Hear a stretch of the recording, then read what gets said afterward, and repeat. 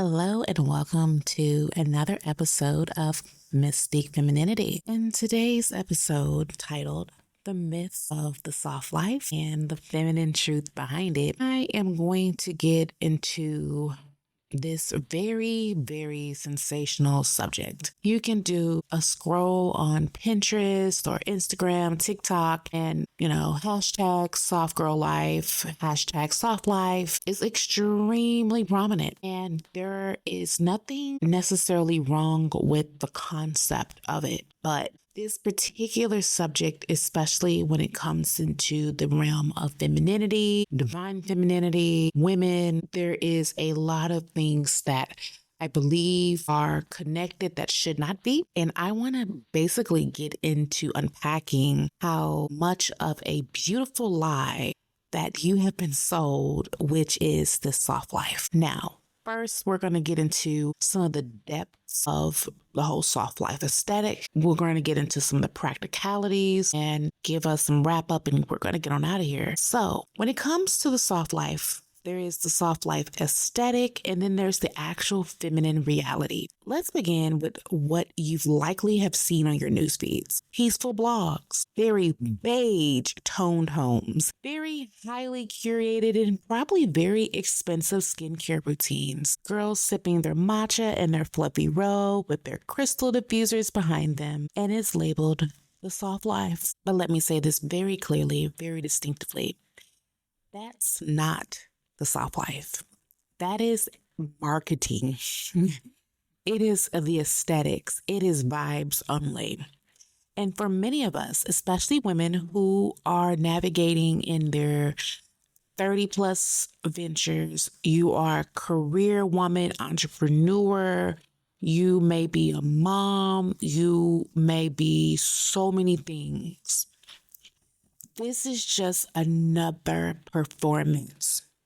And if you are a woman who may not aesthetically look like what is being marketed, there can become a resistance, a invisible straitjacket, if you will, in which you feel as though you have to do something radical to yourself in order for you then to be able to obtain, to gain access to this marketed aesthetic. And if you are a woman who comes from a different cultural background, there are also a lot of stigmas and a need for escapism into what is this aesthetic. Now, you may watch and you're pondering, why don't I feel soft? Why doesn't my life look like that? Am I doing it wrong? Is something wrong with me? Am I not deserving of something? Is it because of how I look?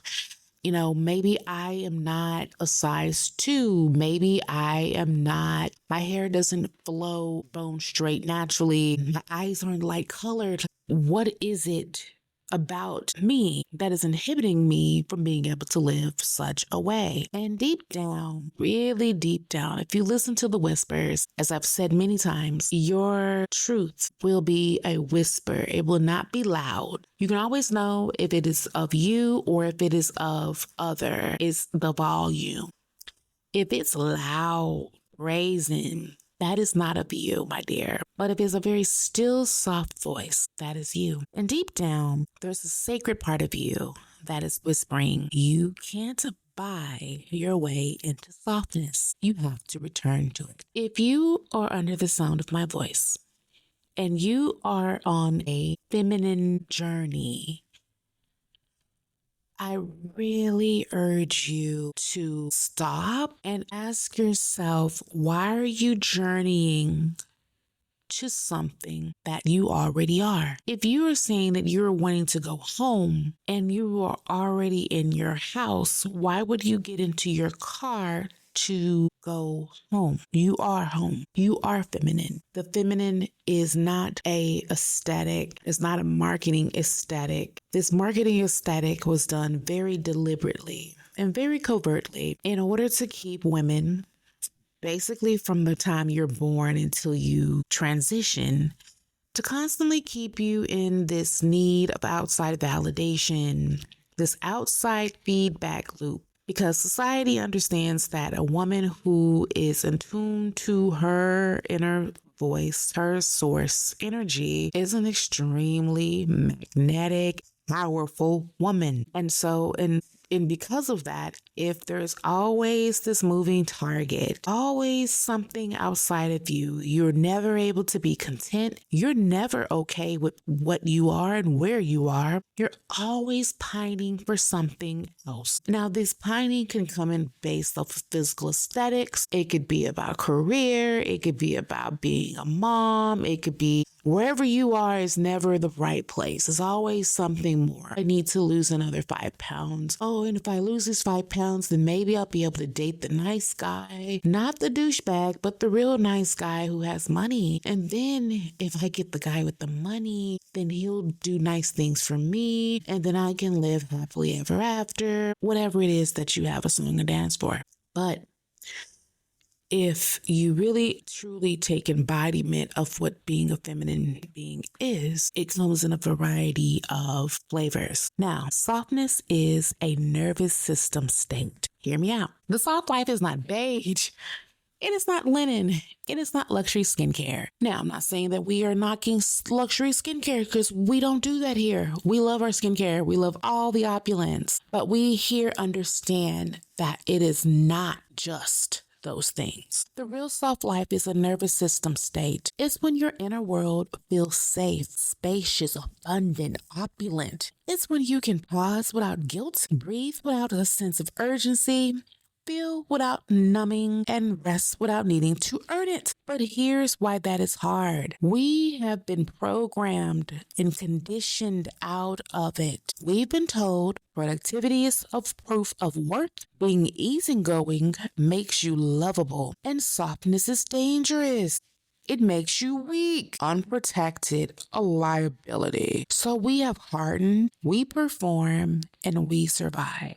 And I want to say for my ladies out there who you may have experienced some very violent things in your life. And so it is natural to become a bit hardened because no one wants to be harmed. And depending on the severity of said acts, that is probably one of the most dramatic, traumatizing experience one can have because it has taken involvement of your body, your vessel. So when I say that you have been conditioned into being hardened, I don't want you to feel bad about that. You being the feminine being that you are, you did what you could do and you used the armor that you could.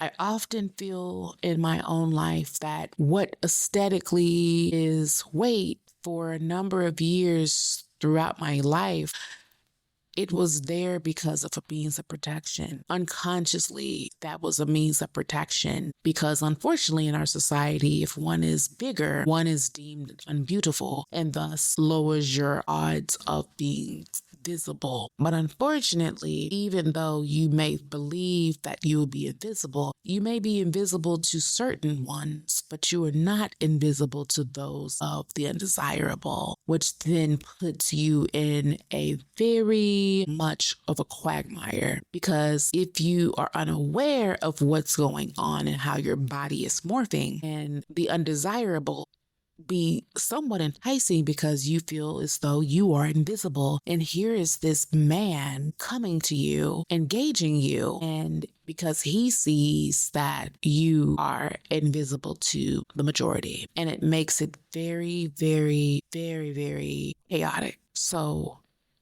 when you are unpacking and listening to this, I want you to give yourself a bunch of grace, a lot of margin in how we navigate. Even if it hasn't been of that variety, just having to work outside of your home is a very much experience, can be very traumatizing, and therefore being hardened.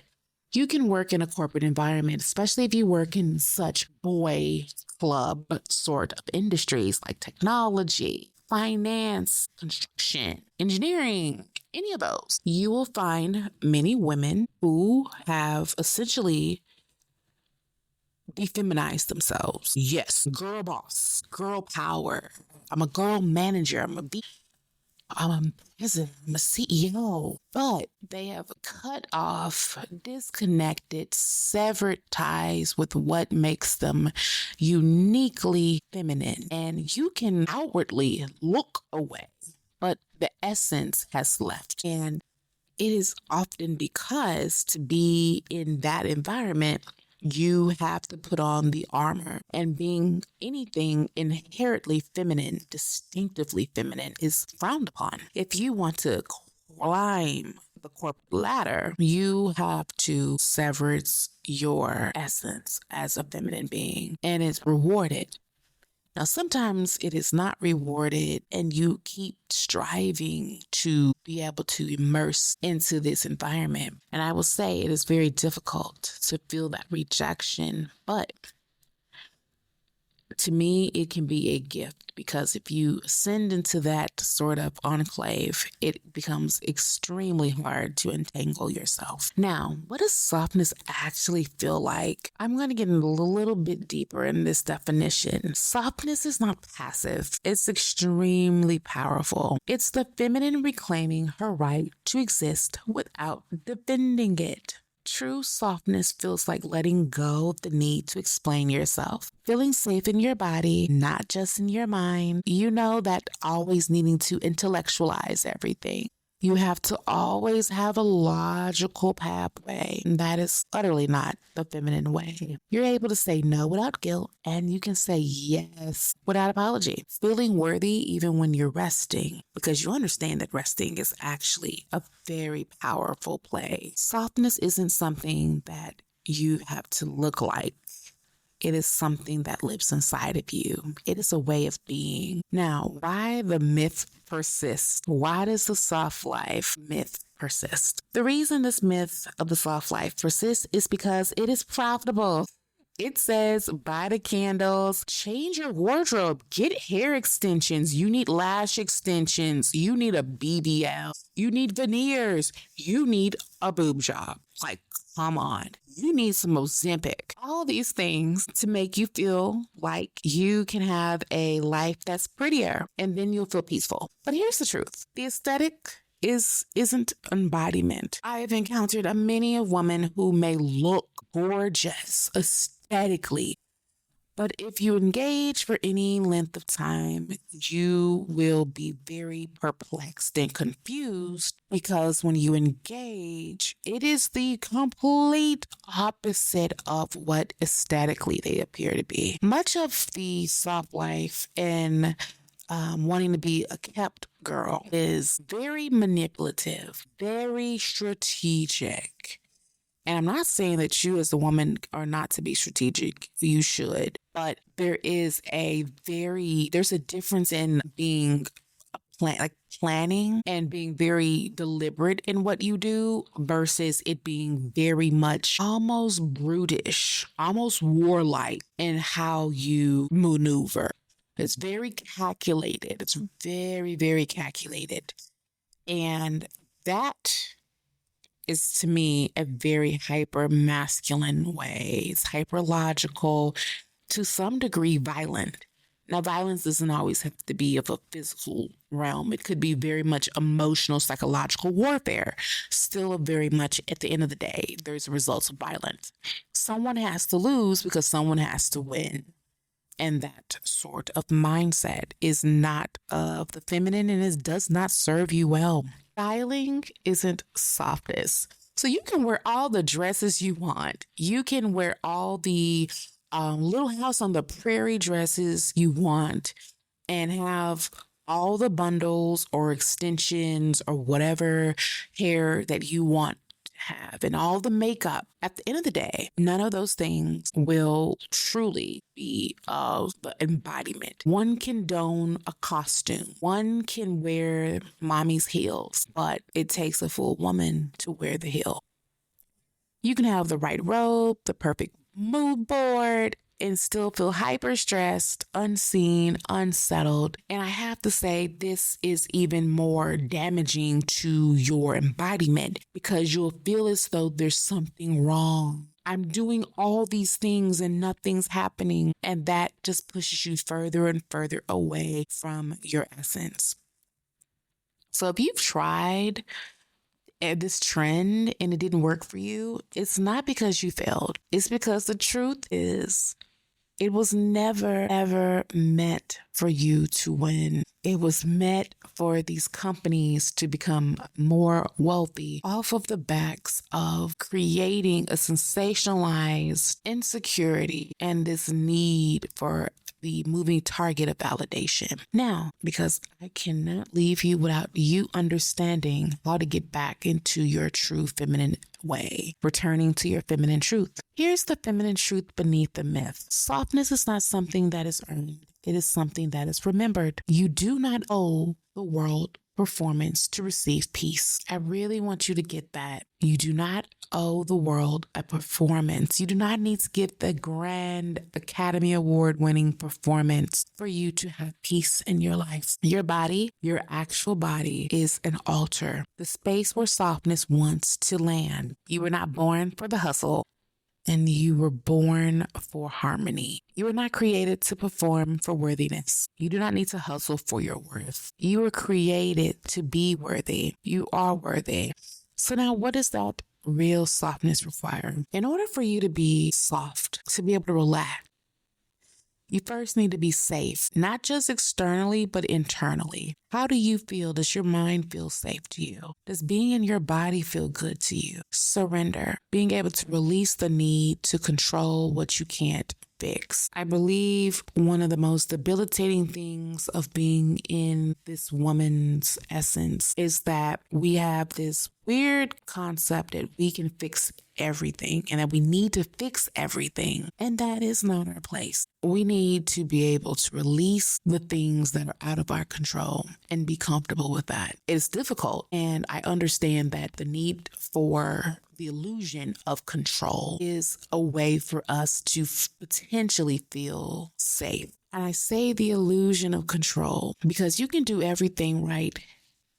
You can go to school, get straight A's, make the dean's list each semester, graduate top of your class, and still not be at a good company or make a certain amount of money or get to climb the ladder. You can do everything. You can do all the work of the spiritual. You can do all the fitness you want, eat all the great healthy things, and still have a health condition, still not be skinny. You can do many things, but it does not necessarily mean that you're going to get a certain outcome. I'm not saying not to do the things because if you don't try, you won't know. But there is a thing of doing what is within your control and then being able to release the rest, which then gives you back time in order for you to have stillness. And stillness is not to be productive, but to be at peace. Another area in which I believe a lot of women have lost is their sensuality. Being able to be in your softness means reawakening the pleasure of being alive in your skin. This is what I mean when I say softness is sacred.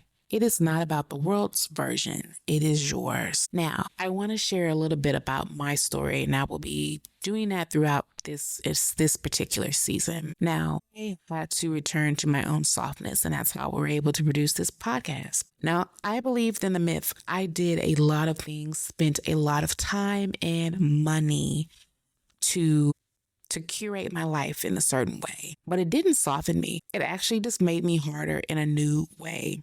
Probably more psychologically dangerous, if anything, because it made me feel as though until I reach a certain number, until I obtain this certain thing, then I'm not deserving of love, not deserving of a nice life, a life in which I am able to have my needs and my wants met. That unless I am at this station of life, nothing great can happen for me. And all that did was adding a significant amount of unnecessary pressure and stress, which means I'm not able to live. I'm not able to actually enjoy life. All I can do is like, okay, well, I've got 10 steps. Okay, great. I've got number 3 done. Now I'm on to 4. I'm not able to smell the roses. I'm not able to taste the sweetness of life at all. It is such a disheartening thing to reflect back on. But I do believe that this aesthetic. It's wonderful. It can be cute. It can make you get motivated on days that you may be feeling a bit blah. I look at it now as a reminder. So if I'm feeling blah and I check in with myself weekly, and if I'm feeling a bit run down, I really just can't check in with myself. That's always a key indicator that, let me see. Have I done a nice bubble bath this week? Have I done my long, extended skincare routine? Have I journaled? Have I done my gratitude? How am I taking care of me? Am I eating well? Am I drinking water? Am I doing what I need to do for me? And that is now pushed to where in the mornings I get up and the first thing I'm doing is tending to myself. Very rarely am I going to go straight into working because I understand and value pouring into myself and only giving of my overflow to the rest of the world, including work. Everything at this point in the way the soft life can be, it's faceless content, it's whisper voices on the voiceovers, the super soft baby voice. It's aesthetic overlays. It's beautiful, but it's very much disconnected. For me, I can see through intuitively, and it just feels like an act. It doesn't feel genuine. However, I look at many who are in this soft life path, especially if they're a curator, a content creator. Many of them are afraid. They're afraid to be seen in their softness. They're afraid of judgment or being seen as being too much or being too deep. And until one realizes that they're not going to be able to embody softness, you are just merely performing. An embodiment cannot be fake. An embodiment can be felt. If you've ever really just observed people, go to a nice coffee shop in a busy area and just people watch. You'll see some women who maybe aesthetically like she's pretty, but there's a coldness about her, a very just ruggedness to her. And then there's others who may not aesthetically look a certain way, or maybe they do, but there's a warmth to them. There is an enticement to them, that magnetism. And it's not something that they're doing. Like they're not having to be very overt in their mannerisms. It's just an essence. Like it is what it is. It's like a cute puppy. A puppy is just cute. They don't have to really try. They just, walk and they're like, oh my God, you're so cute. That is a sense of what embodiment is. It is just an essence of being. It is recognized pretty automatically. And so I urge you, if you are in that path right now,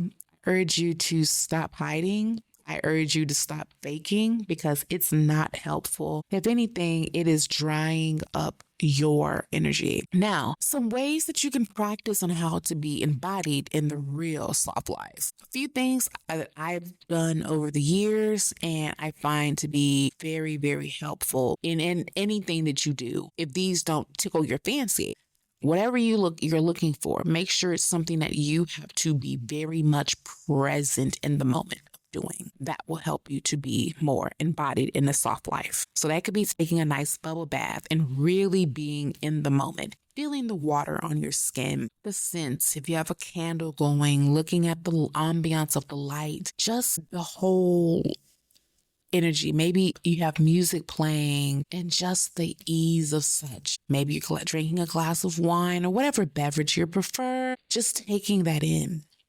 Mirror work will be wonderful in being able to truly be embodied. Mirror work is not for you to critique, but to affirm that this is what softness looks like on me. Body oiling. You've taken a nice bath. Now you get out and you do your multiple layers of body care. But doing your body oiling ritual, it's very slow, it's very sensual, act of self-touch that can tell your nervous system that, hey, we're here and it's okay. We can be here and it's safe. Very much nourished stillness. So taking 5 to 10 minutes of doing absolutely positively nothing. No phone, no fixing, just breathing and presence. Voice activation. Say what you need even if your voice shakes. I think this one is a very scary one because sometimes we have been conditioned to basically gaslight ourselves out of our needs. And we say, well, oh, why would I even say that I need love? Why? I mean, there's no one around. What's the point? What's the point of saying it? But there is a true boldness to be able to speak and say your needs because the universe hears. Therefore, you can then begin to be on the frequency of what it is that you need. But to constantly harbor feelings of your needs not being met keeps you in this loop of stuckness. And then sensory pleasure. Choose something daily to act on your senses, be it, wearing silk, having fragrance. Fragrance is one of my favorite things to do. When I get up in the morning, I put on my robe, I put on my perfume, get my coffee, and it is just a sensory overload of light. And get some sunlight in as well. So, I have a gift for you. If you've been listening to this, I created a guide. It's a mini guide that is very much here to help you go from being to being feminine. And this will help you to reclaim your presence. And I will give you a little bit of a hint. It's not about being perfect or pretty. It's about how you feel when you enter the room. It's about releasing the survival mode and returning to your radiance. It's about becoming the woman that you already are, just more embodied. You can download this at christiansimone.com/frumpy. And you can make sure you go in and sign up to my mailing list. You'll always get some really great nuggets each week to help you in different areas of your life. The soft life isn't just out there. It is in you. It's not earned by doing more. It is remembered by doing and being more of yourself. Return to her. She's waiting.